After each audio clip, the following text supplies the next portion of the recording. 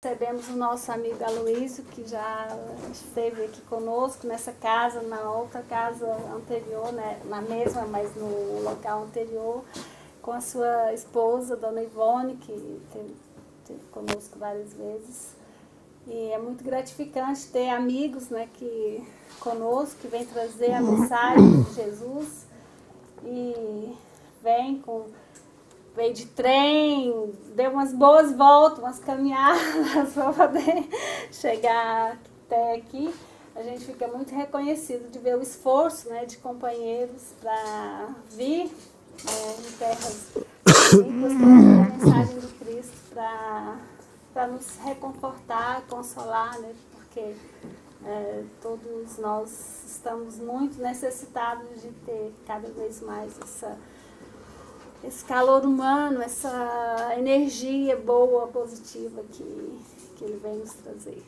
Então, nós vamos fazer a prece para iniciarmos os nossos trabalhos dessa noite e agradecer, então, ao nosso Mestre Jesus pela oportunidade bendita de estarmos reunidos em seu nome, por podermos ter amigos conosco que vêm trazer essa mensagem de esperança, de amor, consoladora, que vem renovar as energias também, não só aqui do nosso local, mas de cada coração que será tocado por essa mensagem hoje e depois também a cada um dos nossos irmãos que tem a possibilidade de ver essa palestra no YouTube.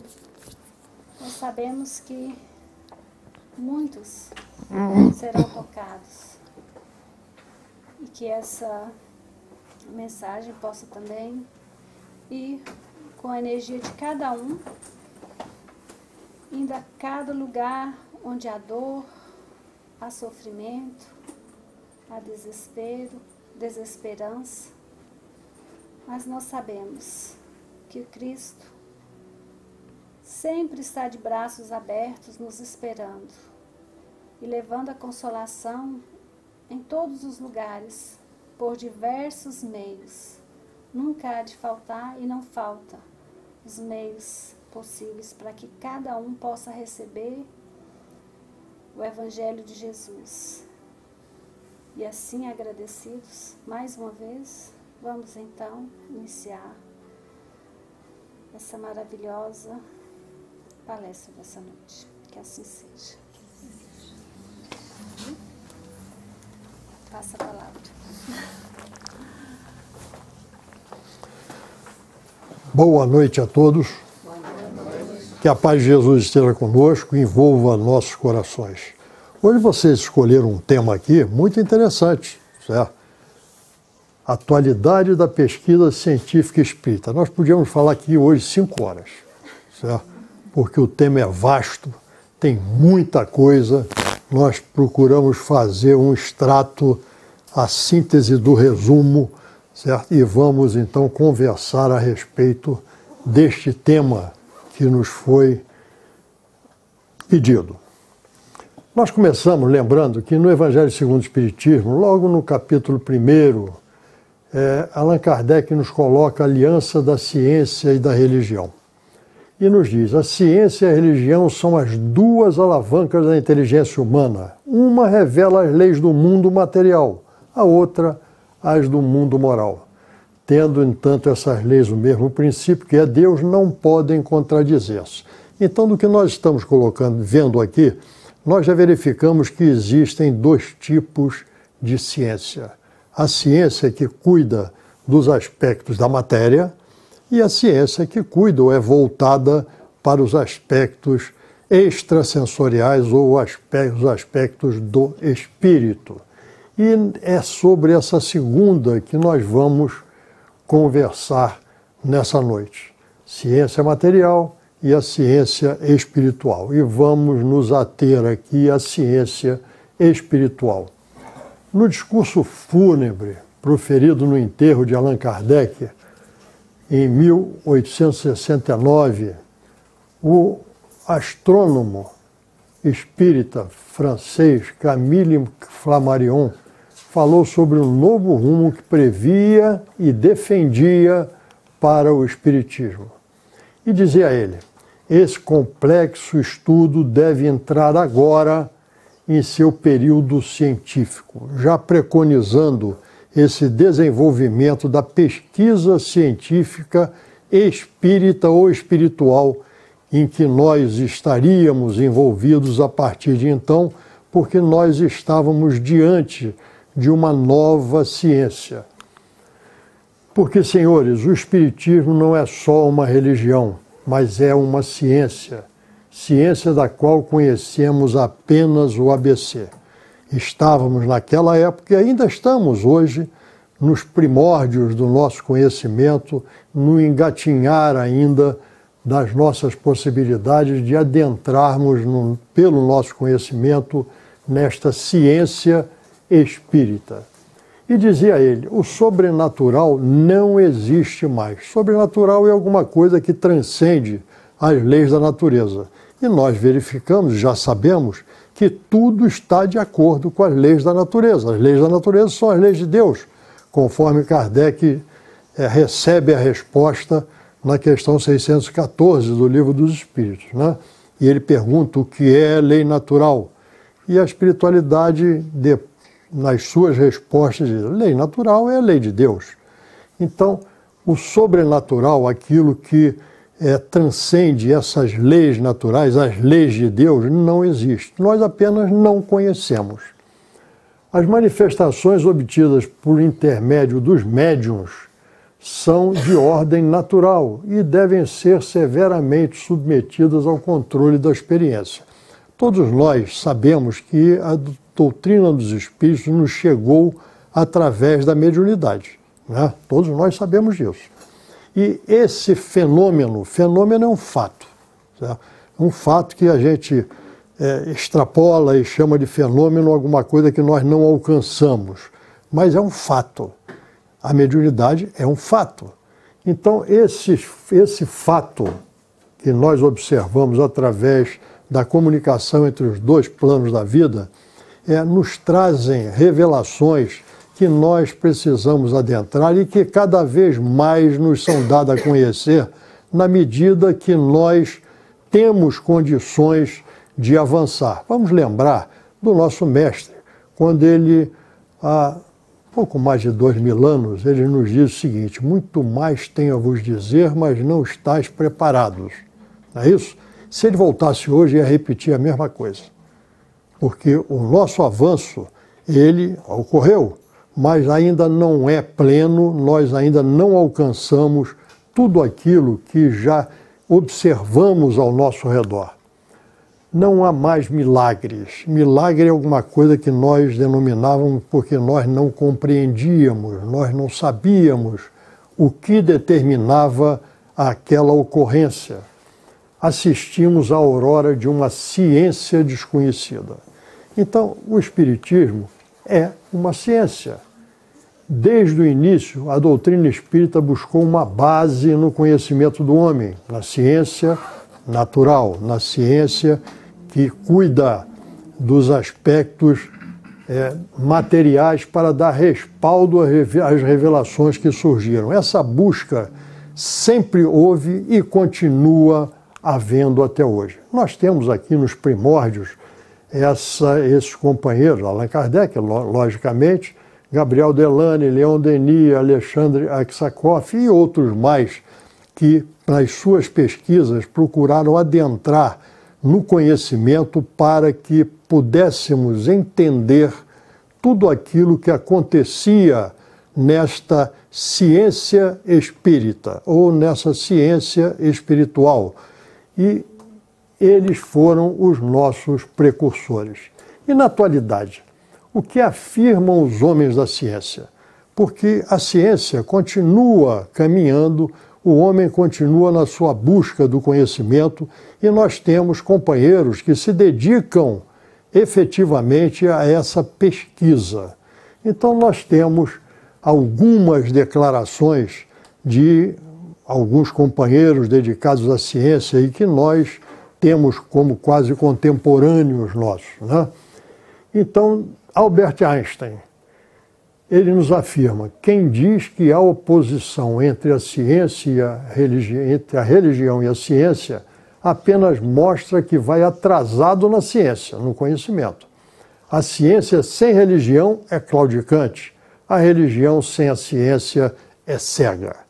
Isso um homem de conhecimento que afirma, ousou afirmar isto, certo? Dentro da sua percepção, dentro daquilo que ele alcançava. Max Planck nos diz: para os crentes, Deus está no princípio das coisas, para os cientistas, no final de todas as reflexões. A pouca ciência nos afasta de Deus, mas a muita ciência nos aproxima de Deus.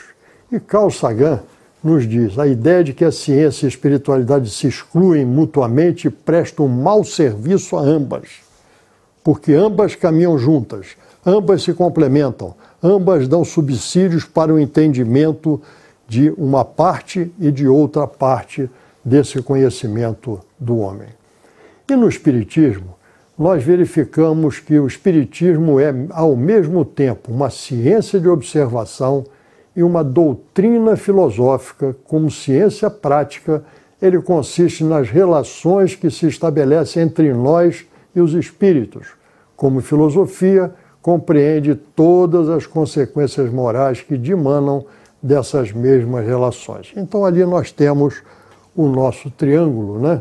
Em que nós temos o Espiritismo como ciência, filosofia e religião ou moral, conforme queiramos denominar. Até hoje se discute se o Espiritismo se é religião ou se é moral. Eu adotei para mim, certo, uma definição que é um corpo de doutrina de alto teor filosófico com repercussões morais. Então o Espiritismo, ele traz para nós a sua proposta da transformação moral de cada um de nós. Então ela tem uma base que é a nossa compreensão e a nossa transformação moral pelo conhecimento, pelo entendimento daquilo que nos é dado a conhecer. Podemos definir assim: o Espiritismo é uma ciência que trata da natureza, origem e destino dos espíritos, bem como suas relações com o mundo corporal. Então nós estamos vendo que é um outro tipo de ciência que não a ciência material. Porque a ciência material, inclusive, tem dentro das suas propostas uma forma de definir algo como uma verdade científica, como sendo alguma coisa que pode ser repetido quantas vezes nós quisermos, com os mesmos resultados sempre iguais desde o início. E nós verificamos que essa ciência espírita, que envolve a origem, o destino dos espíritos e as suas relações com o mundo corporal, não funciona assim, porque nós estamos tratando com seres que têm vontade própria. E como têm vontade própria, os resultados dessas experiências não necessariamente vão se repetir exatamente como em cada vez que nós procuramos realizar esses testes, essas experiências. Os temas abordados nas pesquisas anteriores, desde o início dos primórdios das pesquisas espíritas, nos mostra a ciência e o espiritismo no século XIX e início do século XX, a imortalidade da alma, a comunicação com os mortos, a mediunidade, os diversos fenômenos mediúnicos, animismo e espiritismo e reencarnação. Até hoje a gente não entende direito essa questão aqui, né? Animismo. Animismo para nós é um bicho de 7 cabeças e que deve ser evitado, quando na realidade o animismo é algo natural. Porque a gente sabe que a comunicação espírita ela se faz de perispírito a perispírito, do desencarnado para o encarnado, onde o encarnado tem a percepção daquilo que está sendo transmitido pelo desencarnado, e como o perispírito é do encarnado e o corpo físico é do encarnado, estas percepções vão ao espírito, que é o ser pensante, é o ser inteligente da criação. e ele então, através do retorno pelo perispírito, vai acionar o seu corpo físico para escrever, para descrever, etc. Então nós vemos que tudo passa pelo espírito do encarnado. E como nós temos percepções diferentes, muitas vezes, a maneira como nós deciframos aquilo que nos chega é diferente. Então nos chega uma mensagem e nós vamos retransmitir aquilo dentro das nossas possibilidades. Existe uma experiência num cursos de técnica de ensino, etc. Pegam 5 pessoas, botam 4 do lado de fora da sala e o que ficou dentro ouve uma história. Em seguida, entra mais um e esse que ouviu conta para quem entrou. E assim sucessivamente até o 5º. Quando chega no 5º, que ele vai repetir a história que ele ouviu, olha, o pessoal cai na gargalhada, porque a história não tem nada a ver com a primeira que foi contada. Então, a nossa interpretação é a fase anímica, ânima de alma, né? Espírito encarnado, de cada um de nós. Então, o animismo é algo natural. Hoje nós já compreendemos isso. Até algum tempo atrás, isso era algo que era execrado. Certo? Então, nós vamos caminhando dentro dessa pesquisa. Os temas que apontam, esses todos aí, apontam para os pilares da doutrina dos espíritos. Como a nossa doutrina continua envolvida pela ciência, pelo conhecimento do homem, vamos buscar as pesquisas científicas na atualidade voltadas para esses pilares do espiritismo. Nós podíamos abrir um leque muito grande, mas ficaríamos aqui alguns dias conversando a respeito, e não é a nossa proposta. Então vamos fazer um enxugar, certo, disso que ocorre hoje em dia e vamos fazer e buscar as referências dos 5 pilares da nossa doutrina, quais sejam a existência de Deus, a imortalidade da alma, a comunicação entre os 2 planos da vida, a reencarnação e a pluralidade dos mundos habitados. Nós sabemos que a doutrina dos espíritos se apoia nesses 5 pilares que aí estão, não é isso? Então vamos ver o que a pesquisa científica atual busca em termos destes 5 pilares que aí estão. Atualidade da pesquisa científica espírita. É isso que nós estamos aqui conversando. O primeiro ponto, a existência de Deus.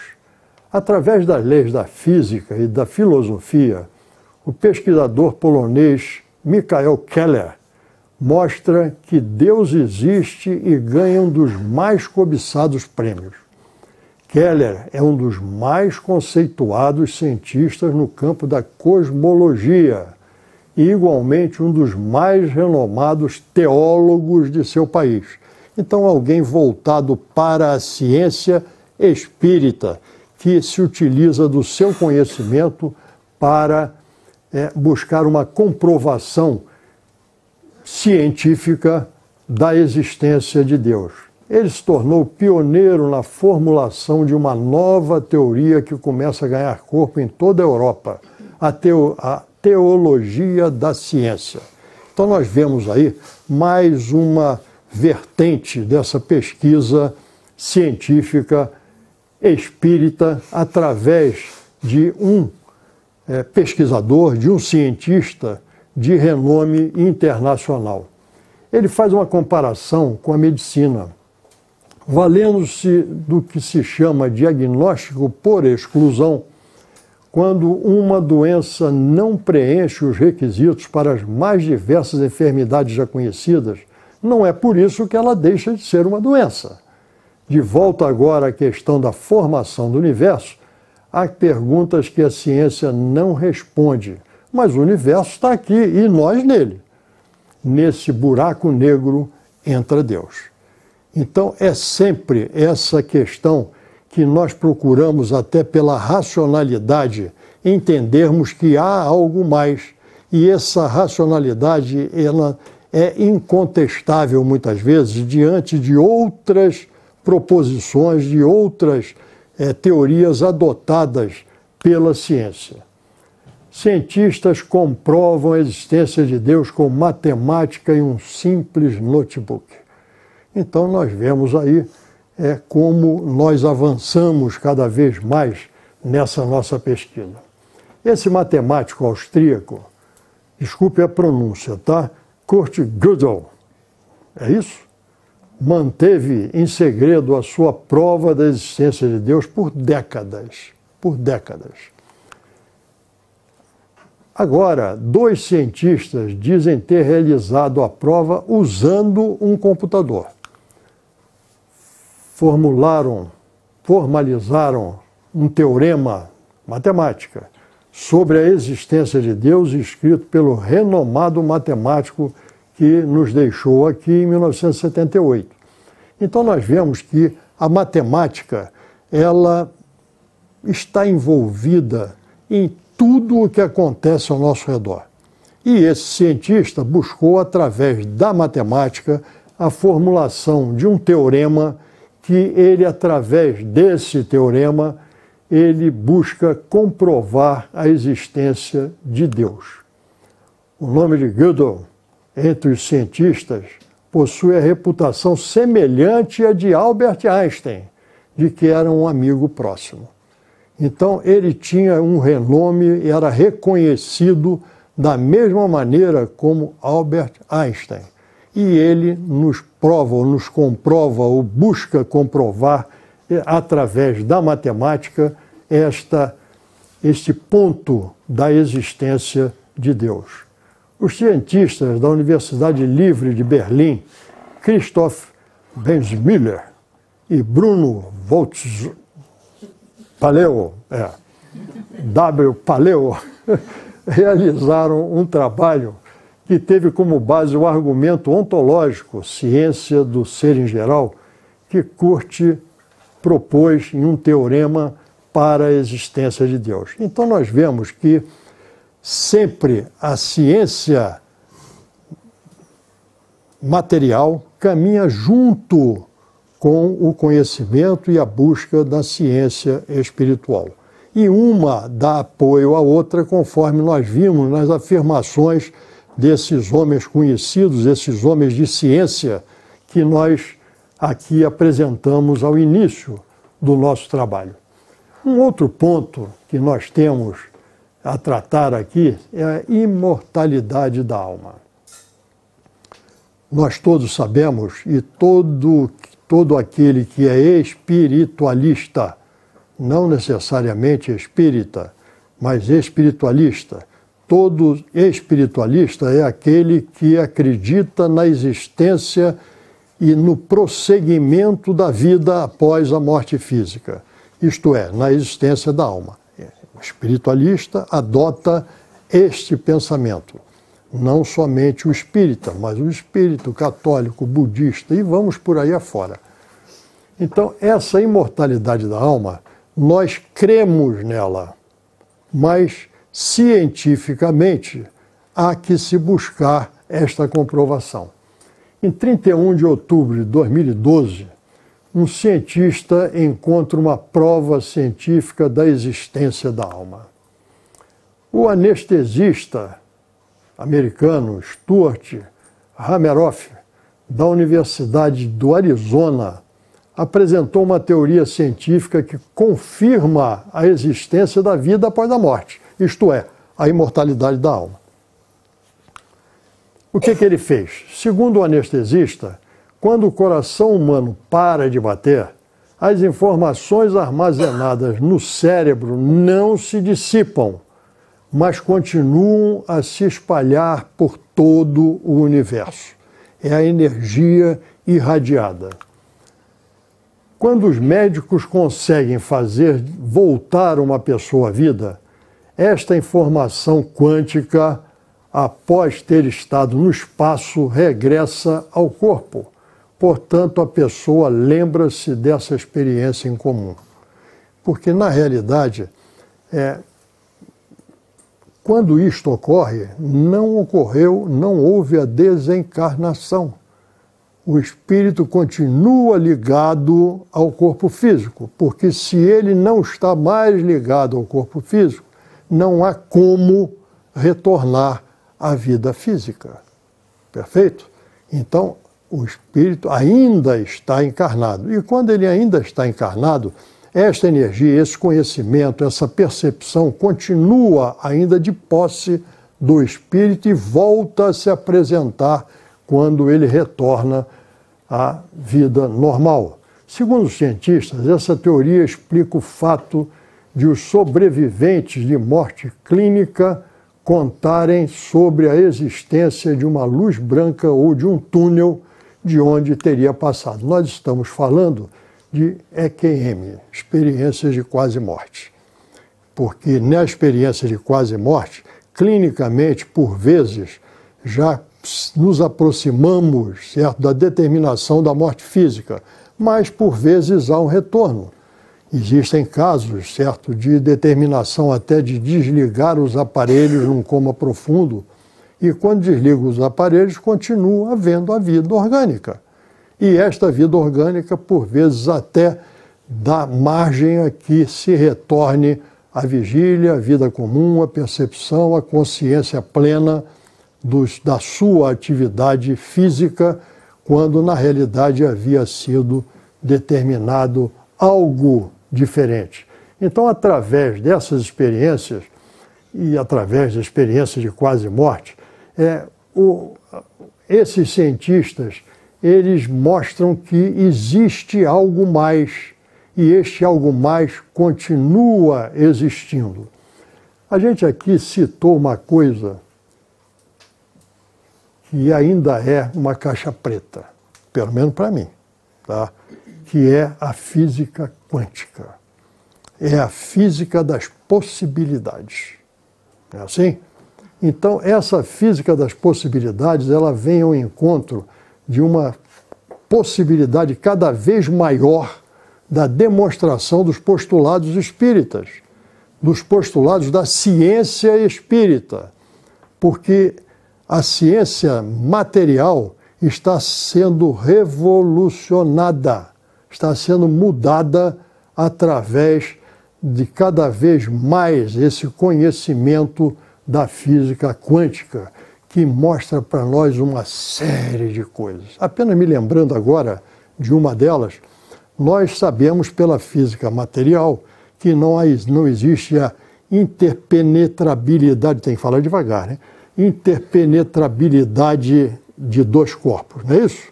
Nós sabemos disso. Dois corpos não podem ocupar o mesmo espaço ao mesmo tempo. A gente aprende pequenininho essa coisa, né? Na física quântica a gente vê que não é isso não. Porque o espaço livre entre as moléculas é muito maior do que o espaço ocupado pelas moléculas. Então, pode haver, e é por isso que nós sabemos que os espíritos desencarnados atravessam paredes. Não é assim? É uma coisa simples da gente entender, mas que até então não entendíamos. E agora já começamos a perceber, certo, que é possível. É o conhecimento da ciência material que nos traz cada vez mais a confirmação e a comprovação da ciência espírita. Outra pesquisa sobre imortalidade da alma. Um físico explica por que a alma pode existir. Os cientistas, de modo geral, eles ainda evitam afirmar categoricamente, mas eles apresentam as possibilidades. É a física quântica, é a ciência das possibilidades, não é? Então, a alma pode existir. E ele nos diz o seguinte: Henry Stapp é um físico teórico da Universidade da Califórnia, Berkeley, e que trabalhou com alguns dos fundadores da mecânica quântica. Olha a física quântica de novo aí. Stapp não quer provar que a alma existe, mas ele diz que a existência da alma se encaixa dentro das leis da física. Vocês notaram o caminho que ele adotou para demonstrar ou para afirmar a existência da alma? Ele não quer provar que a alma existe, mas ele diz que a alma se encaixa dentro das leis da física. Então, se ela se encaixa dentro das leis da física, ela pode existir, conforme ele afirma. De acordo com Stepp, não é verdade dizer que a crença na existência da alma não é algo científico. Nós estabelecemos aqui o que é uma experiência científica, né? Então, essa crença da existência da alma, nós não podemos afirmar que não é algo científico, porque essa existência se encaixa dentro das leis conhecidas. Aqui a palavra alma refere-se a uma psique independente do cérebro e do resto do corpo humano e que pode sobreviver depois da morte. Nós sabemos que quem pensa não é o cérebro. Nós sabemos disso. O cérebro, o tronco cerebral, é o veículo do qual o espírito se utiliza para movimentar o corpo físico. Eu estou movimentando meu braço agora aqui, porque eu, espírito, através do meu tronco cerebral, estou comandando o meu braço para que ele se mova, de acordo com a minha vontade, eu, espírito. Então, a alma refere-se a uma psique independente do cérebro e do resto do corpo humano e que pode sobreviver após a morte. Em seu artigo intitulado Compatibilidade da Teoria Física Moderna com a Sobrevivência da Psique, deve ser complicado, com esse nome, certo? Deve ser complicada essa teoria, né? Ele escreveu: tenho fortes ressalvas quanto a negar a vida pós-morte, somente com base na alegação de que é algo incompatível com as leis da física, de que é algo sem fundamento. Então, cada vez mais nós estamos vendo que esta sobrevivência da alma, o espírito encarnado, é cada vez mais demonstrado que está de acordo com as leis que nós conhecemos. Outra pesquisa atual. O Instituto Windbridge, essa foi boa, no Arizona, Estados Unidos, a doutora Julie Bishop está conduzindo uma pesquisa importante para demonstrar que há vida após a morte, sobrevivência da alma. Ali está a doutora Julie Bishop. E ela nos diz: participam da pesquisa o doutor pela Universidade de Harvard, Gary Schwartz, onde foi professor por 5 anos. Os resultados da doutora Bishop confirmam a hipótese de que o espírito sobrevive à morte. Utilizam um novo e excelente protocolo de pesquisa com médiums, o método triplo cego. O que é isso? Nós conhecemos, através de outros nomes inclusive, o duplo cego, em que são ministrados componentes desconhecidos a um doente que não sabe que está recebendo aquilo e nós temos o efeito placebo. Não é assim que acontece? O triplo cego, ele entra com mais um componente. Aqueles que vão analisar os resultados também não sabem o que foi feito, a quem. Então, é totalmente isento de qualquer interferência daqueles que estão analisando aquele processo que está sendo aplicado. Esse é um protocolo novo de pesquisa, que é um método triplo cego. Eu fiquei intrigado quando vi isso aí. O que é isso, gente? Obtendo resultados positivos que se constituem fortíssima evidência da sobrevivência da alma. Essa pesquisa se entrelaça com a da mediunidade, pois se há vida após a morte física, pode haver uma interação entre os dois planos da vida. Ora, se a alma continua a sua jornada após a morte física, e nós sabemos que a desencarnação, a separação do espírito com o seu perispírito do corpo físico, ele continua a sua jornada e ele está por aqui. Eu não digo nem por aí, não, por aqui. Certo? Então, se está por aqui e é o ser inteligente da criação, o espírito, Por que não a comunicação? Então, essa teoria, essa pesquisa da doutora Julie, ela se entrelaça também com a da mediunidade. Ainda sobre a imortalidade da alma. Esse escritor australiano, advogado e escritor australiano, Victor Zammit, ele fez uma pesquisa a ciência do pós-morte foi investigada sob o ponto de vista judicial pelo advogado. E ele afirma o seguinte, que todas as provas que ele reuniu sobre a vida após a morte são bastante fortes para serem aceitas em qualquer tribunal. Então, se isto ocorre, no seu livro, A Lawyer Presents the Case of the Afterlife, de 2006, Zammit mostrou 23 pontos diferentes que demonstram a existência de vida após a morte. Ele colocou como desafio para os cientistas que ele pagaria $1 milhão para se alguém provasse que não há vida após a morte. É uma segurança muito grande, né? Para alguém oferecer $1 milhão para provar que não há vida após a morte, porque todas as evidências que ele apresentava demonstravam a possibilidade da existência da vida após a morte. Nós todos conhecemos um caso desse, que ocorreu com o nosso querido e saudoso Chico Xavier, quando ele publicou aquele livro dele, como é? O Parnaso de Além-Túmulo, né? Onde existem comunicações e artigos e obras de vários escritores renomados que já haviam partido para a vida espiritual. E ele foi processado, porque ele estava plagiando, ele estava enganando.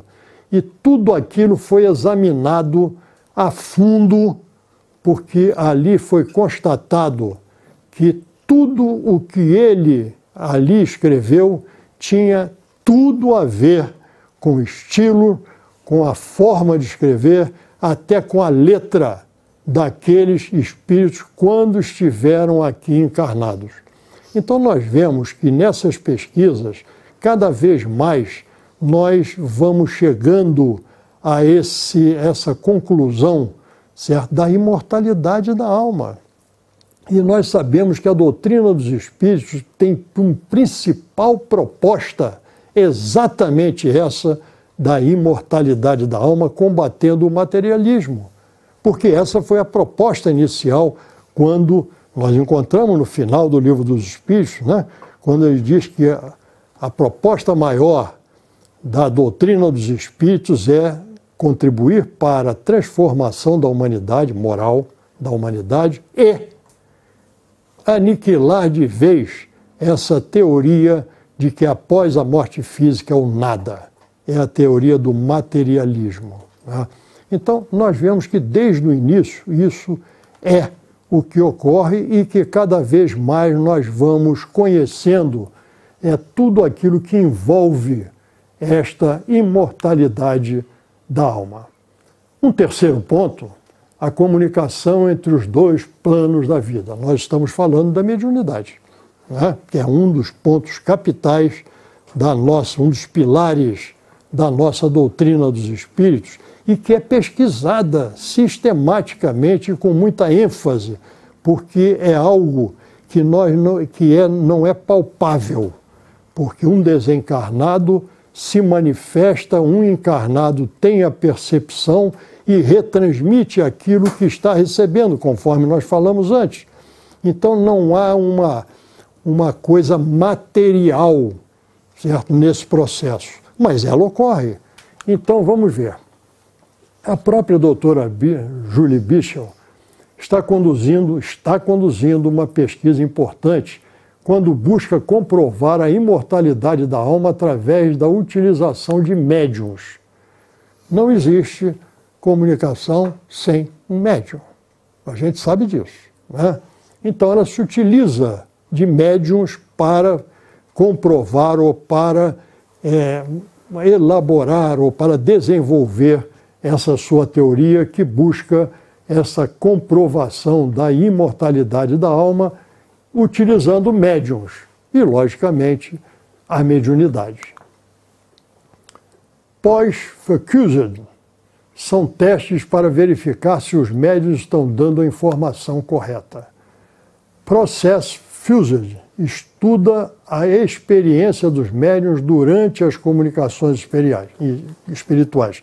Então, são os sensores que buscam detectar as mudanças que ocorrem nos médiuns durante as comunicações mediúnicas.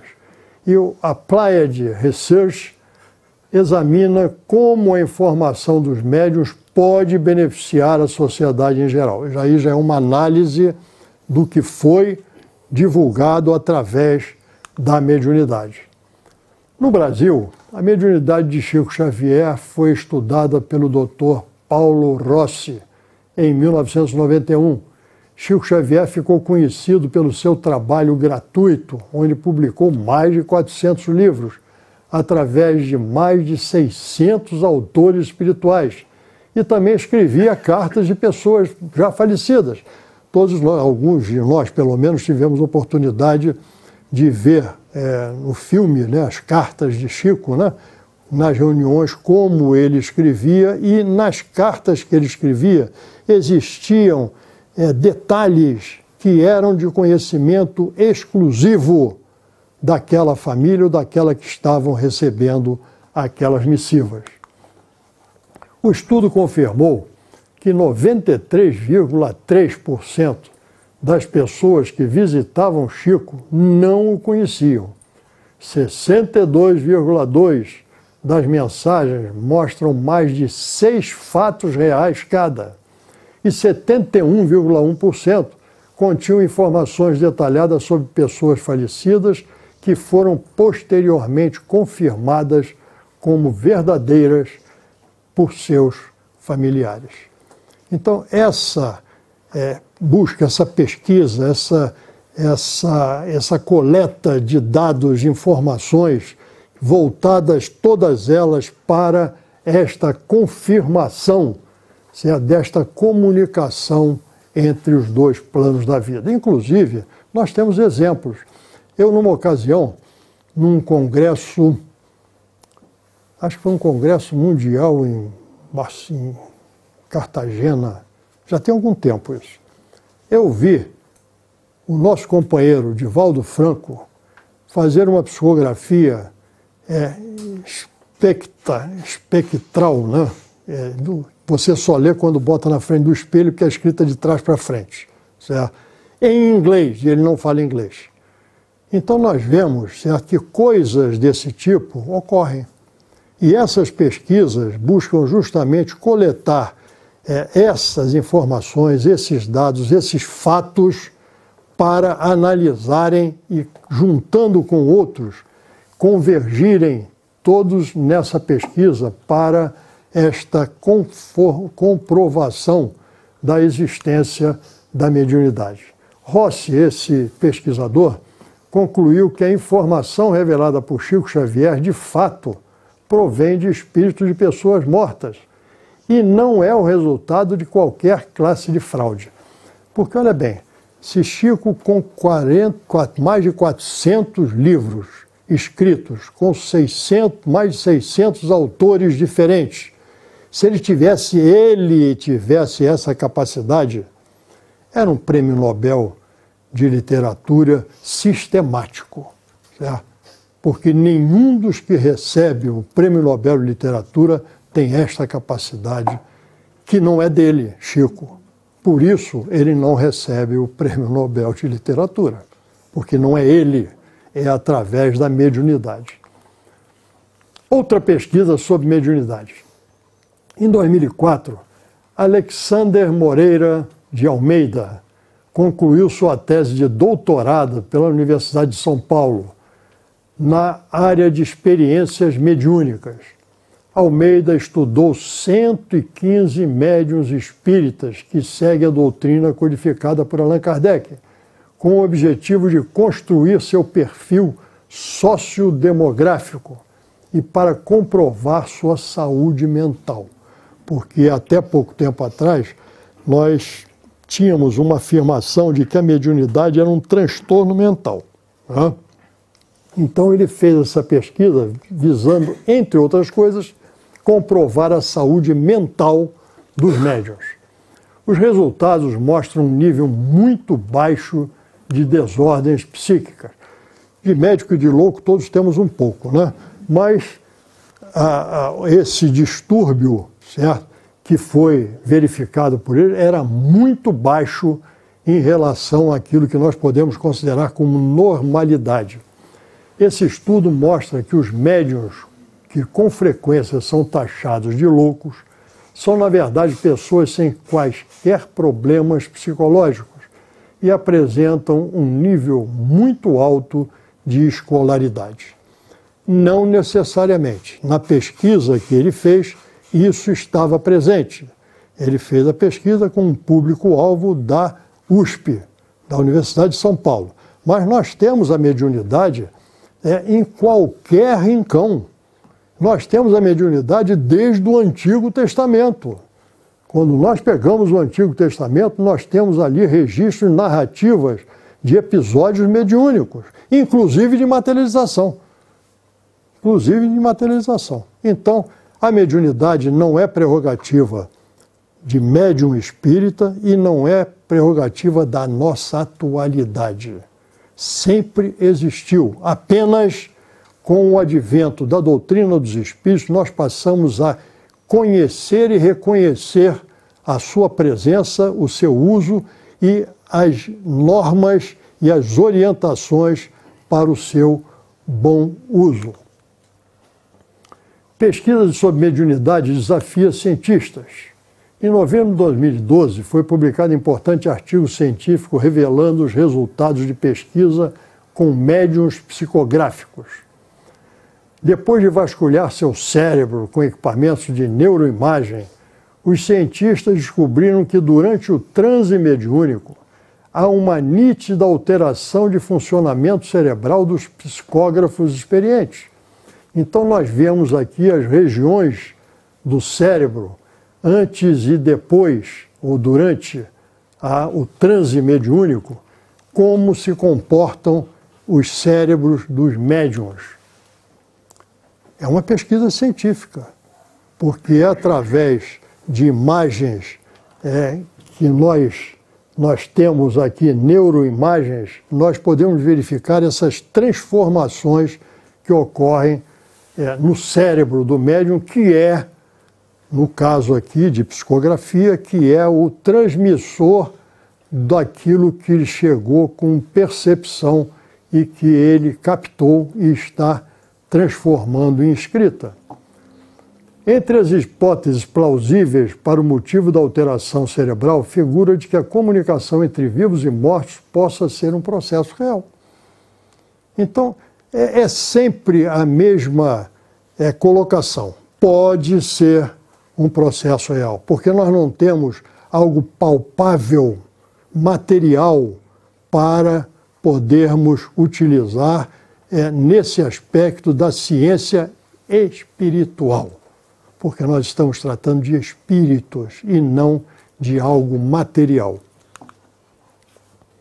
O estudo não é conclusivo, porém é o desenvolvimento de uma hipótese com base científica. Então é novamente a ciência que persegue, através de experiências, através de utilização dos meios disponíveis, persegue esta comprovação pela racionalidade e pela comparação com outros resultados existentes. Nada nesse campo ainda pode ser festejado como uma comprovação científica dentro dos aspectos que são exigidos para que seja considerada uma comprovação científica. Aquilo que nós falamos ao início, né? Pode ser repetido quantas vezes nós quisermos com os mesmos resultados. Não, porque o espírito é um ser inteligente, independente, uma individualidade, e não necessariamente estará se colocando da mesma forma sempre em cada ocasião. mas é um grande passo dado nesse sentido. Afinal, a pesquisa demonstra que a comunicação com os mortos físicos, né? Porque a morte, na realidade, é física, não é uma hipótese científica a ser descartada como muitos céticos acreditavam. Então, aí tem. Pelo menos vai chegar à conclusão de que aí tem. Eu não creio em Brugger, pelo que lá sai. Tá certo? Não é assim que a gente fala, né? Então, isto daí leva cada vez mais a essa aceitação, essa adoção desta realidade através dessas experiências que são realizadas. Este estudo é um marco que abre caminho para novas pesquisas. Os avanços da ciência da alma.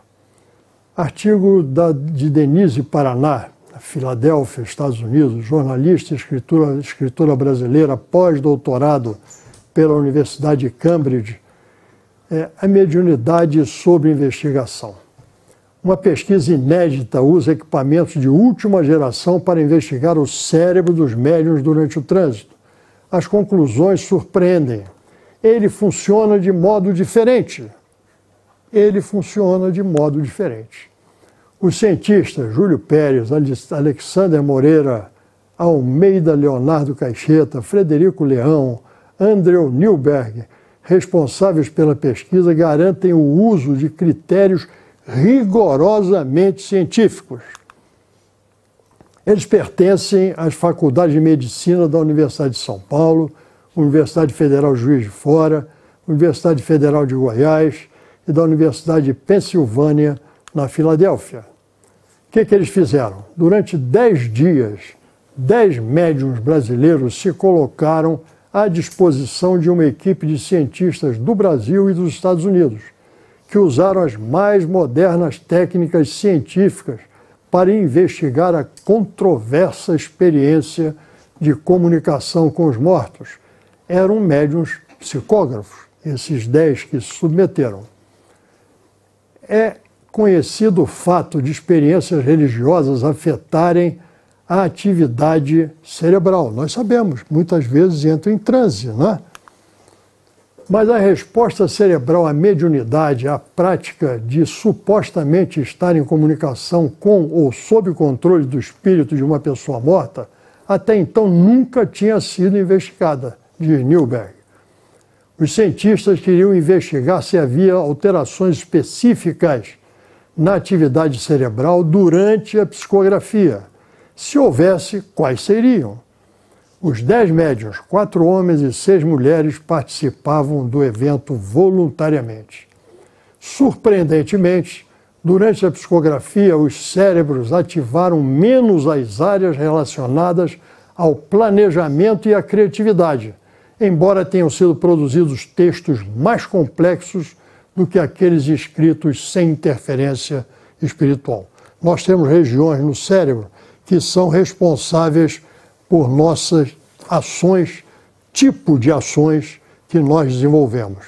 E durante a mediunidade foram ativadas áreas no cérebro que eram menos relacionadas ao planejamento e à criatividade. Olha, se não houvesse essa percepção, estaria a criatividade sendo implementada ali com grande intensidade. Para os cientistas, isso seria compatível com a hipótese que os médiuns defendem. A autoria das psicografias não seria deles, mas dos espíritos comunicantes. Pesquisas sobre as funções da glândula pineal. Nós sabemos que a glândula pineal é a glândula da mediunidade, não é isso?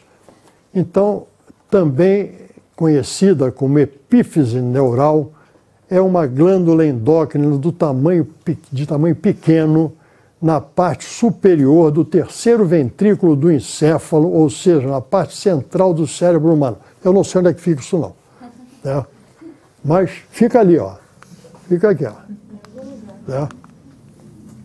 A função dela, secretar melatonina, hormônio responsável pela regulação dos ritmos do corpo, relógios biológicos e do sono.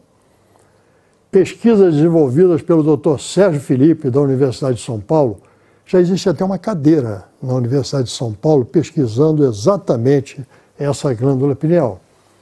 Apontam para que seja o elo entre o mundo físico e o mundo espiritual. É a glândula da mediunidade. Então, as pesquisas continuam e cada vez mais o nosso conhecimento vem sendo trazido até nós, comprovando esta relação entre os dois planos da vida, entre os seres inteligentes encarnados e desencarnados. Quarto ponto, a reencarnação. Cientista acredita que a física quântica comprova a reencarnação. Olha a física quântica aí de novo. O livro intitulado O Biocentrismo, como a vida e a consciência são as chaves para entender a natureza do universo, viralizou na internet, porque continha uma noção de que a vida não acaba quando o corpo morre e pode durar para sempre. O autor dessa publicação é o cientista Dr. Robert Lanza, eleito o terceiro mais importante cientista vivo pelo New York Times, que afirma não ter dúvida de que é possível. Pesquisa sobre a reencarnação. Essas nós conhecemos, né? O psicoterapeuta Dr. Brian Weiss, do Centro Mount Sinai de Miami, Estados Unidos, que se declarava pessoa cética, não era espírita, mudou de opinião e decidiu pesquisar o fenômeno da reencarnação e espiritualidade. Ele é pós-graduado, tem uma porção de títulos. E ele afirma: acredito que não somos somente seres humanos, nem mesmo seres humanos que eventualmente desfrutam de experiências espirituais, mas seres espirituais que têm experiências humanas. Inverteu. Nós não somos seres humanos com experiências espirituais, mas somos seres espirituais que têm experiências humanas. Então, com isto, ele está mostrando para nós esta evidência da reencarnação. Ele também constatou que durante sessão de hipnose, seus pacientes diziam ver professores, espíritos. Dr. Weiss teve a oportunidade de conversar com tais professores que lhe deram informações detalhadas sobre o assunto que a paciente desconhecia, não lembrava. Olha o desconhecimento do passado, não é assim? Mas está arquivado. Está arquivado. Dr. Jorge Andréa, um grande pesquisador da ciência espírita, ele diz que o nosso consciente e inconsciente tem 7 andares. Tudo que nos aconteceu, que é importante para nós, está armazenado num deles. O nosso problema é acessá-los. Graças a Deus, não tem elevador. Certo? Então, nós acessamos apenas o que está mais aflorado no nosso consciente. Depois de muita investigação, o Dr. Weiss escreveu vários livros, entre eles, muito conhecido, né? Muitas Vidas, Muitos Mestres, Mensagens dos Mestres, Somente o Amor é Real, entre outros, onde explica a realidade da reencarnação e do mundo espiritual desde a perspectiva psiquiátrica. Porque nessas obras e nessa pesquisa que ele realizou, nessas regressões, nessas lembranças que afloraram, são determinados alguns episódios por aquele paciente que, quando verificados, foram reais. Então, aquilo não era de conhecimento daquele que estava naquele transe, vamos dizer. A teoria da reencarnação é também estudada pelo médico psiquiatra Jim Tucker, da Universidade de Virgínia, nos Estados Unidos. Ele dá continuidade à pesquisa iniciada há mais de 30 anos pelo também psiquiatra Ian Stevenson, que morreu em 2007. Esse também nós conhecemos, né? Ian Stevenson, nas suas obras. Tucker diz que foram estudados 250 casos em todo o mundo. As histórias ganharam projeção internacional a serem exibidas pela TV inglesa. Os pesquisadores colheram relatos impressionantes, inclusive no Brasil. Existem histórias, né, muito... Como é que é o nome, André, daquela que tinha lembranças e foi conhecer os filhos? Da Irlanda. Hã? Da Irlanda. Isso. Vou lembrar, peraí. Eu também. Tá num andar mais baixo aqui. Eu tenho que... Hã? Minha Vida em Outra Vida. E como era o nome dela? Ah, sei lá. Universitários, me ajudem. Eu fui consultar o oráculo, mas o oráculo não resolveu. Então agora estou consultando os universitários. Certo? Mary, ela tinha uma lembrança de vários lugares com uma nitidez impressionante e dos filhos, e ela lembrava que ela tinha falecido quando do nascimento de um dos filhos, isso foi na Inglaterra, Irlanda, e ela descrevia esses lugares. E num dia, numa viagem, ela olhou e falou, é ali. E eles foram investigar e realmente havia vivido naquela cidade uma mulher que tinha tido vários filhos e que tinha desencarnado, tinha morrido no parto de uma delas, de um deles. E ela conheceu os filhos, que eram mais velhos que ela. Porque ela estava reencarnada e os filhos, que eram pequenos quando ela faleceu, já tinham mais idade. E é uma coisa, é um relato impressionante, isso virou um filme. Minha Vida em Outra Vida. Então é interessante isso, porque isso é um fato. Hein? O nome da mulher? Como é? Vai, universitária, vamos embora. A internet aqui, ó. Não sei porquê. A internet é oráculo. Vamos lá. Não, aí são os atores. A Jenny Cockrell. Jenny Cockrell. É esse o nome. Jenny Cockrell. Muito obrigado, viu, universitária? Então, nós vemos que existem vários estudos e vários fatos que comprovam esta possibilidade ou essa realidade da reencarnação. Último ponto, pluralidade. Vou passar um pouquinho, pode? Pluralidade de mundos habitados. A NASA afirma: vida alienígena aparecerá em 20 anos. De acordo com um cálculo elaborado por especialistas da NASA, existem 100 milhões de planetas em nossa galáxia que poderiam abrigar alguma forma de vida inteligente, como nós entendemos e conhecemos, né? Porque a vida inteligente não necessariamente é igual à nossa.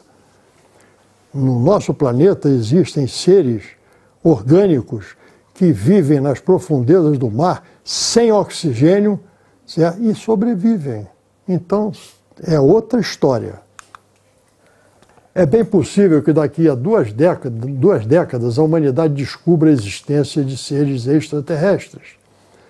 Durante a última conferência na sede de Washington, representantes da NASA revelaram um plano para procurar vida extraterrestre com a ajuda da última tecnologia em telescópios. O que não sabíamos há 5 anos é que aproximadamente 10 a 20% dos casos há planetas do tamanho da Terra que orbitam estrelas e que se encontram em zona habitável. Isso procurando planetas semelhantes ao nosso, onde poderia haver uma vida semelhante à nossa. Declarou Matt Mountain, um dos cientistas que preparam o lançamento do telescópio James Webb.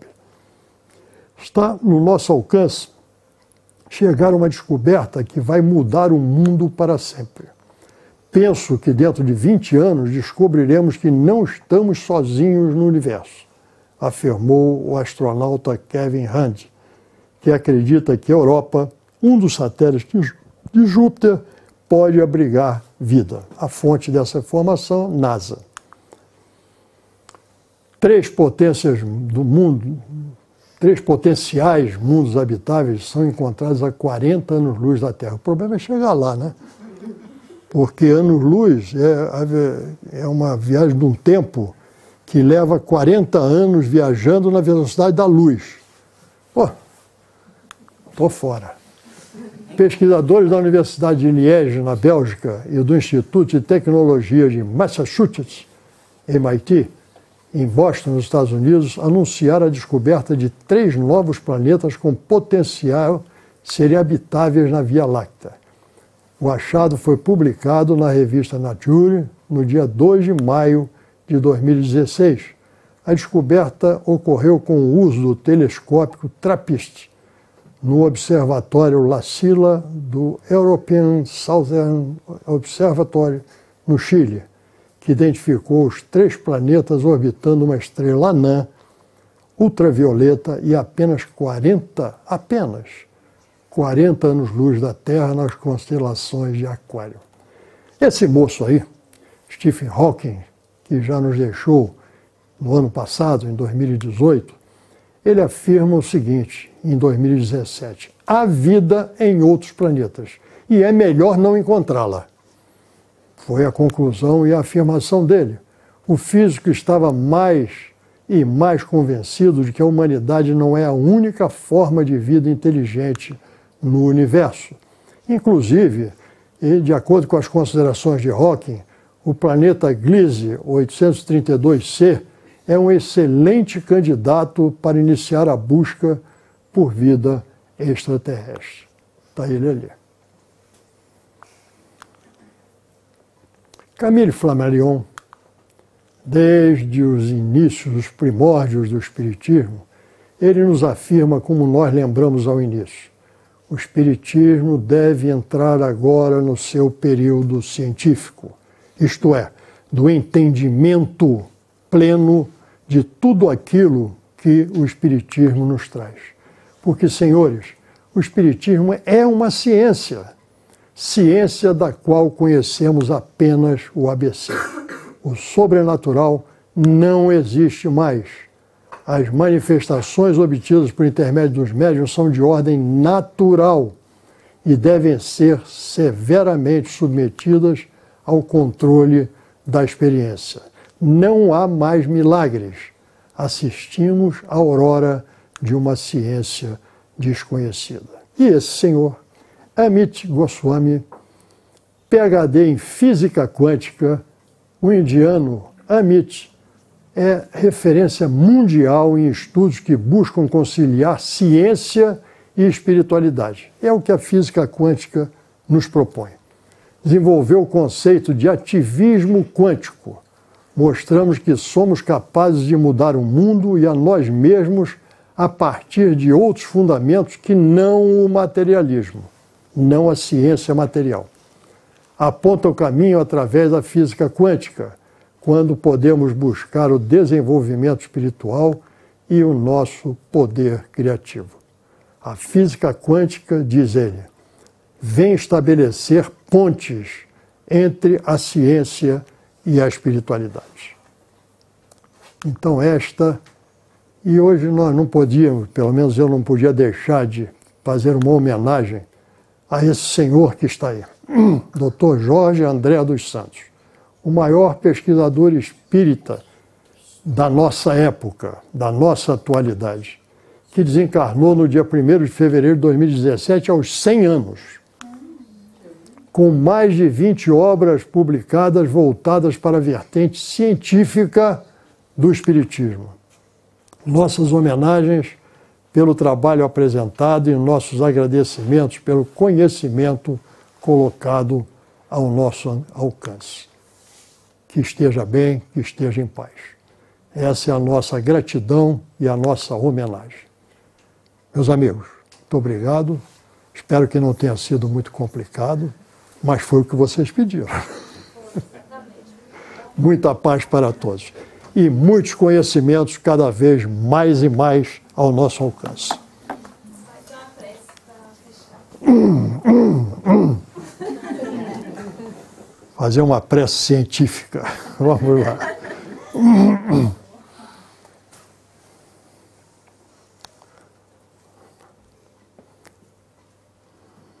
Vamos acalmar nossas mentes, sede do Espírito, e vamos agradecer, porque esse é um momento de gratidão.